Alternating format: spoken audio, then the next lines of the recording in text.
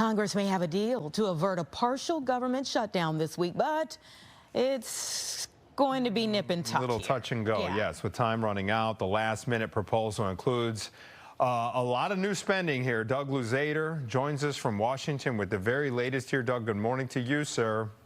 Hey, good morning. All right. Do you mind giving us just kind of an overview of the deal and what is included here? Well, we've got a funding deadline coming up on Friday, so we could have a partial government shutdown that would essentially start next week.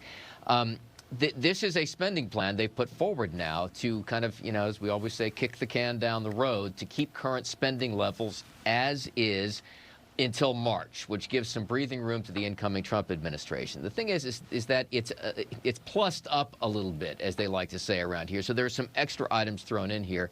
And the biggest one is disaster spending. So this is billions of additional dollars that will ultimately get tacked on to the national debt.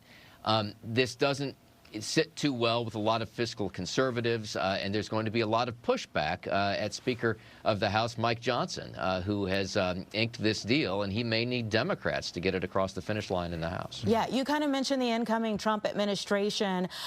Let's talk about how they play into this. And we were looking at some of the video of the recent disasters, Helene and Milton, and the assistance that those folks still need.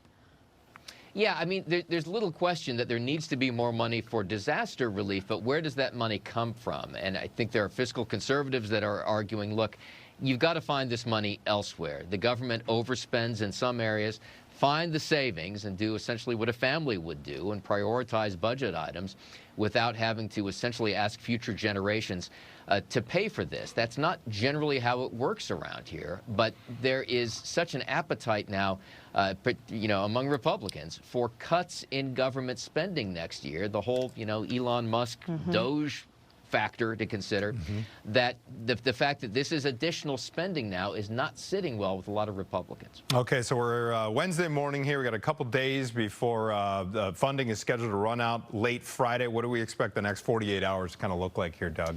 Well, there's just enough time to get this done. A bill has to sit in the House for 3 days before it can ripen for a vote. I mean, those are the rules. They can bypass them, but they're following those rules, it sounds like, which means that this would happen just in time. And the House would kind of cross the finish line on Friday and just hand this off to the Senate, and the Senate would very quickly vote to approve it, assuming everything goes according to plan.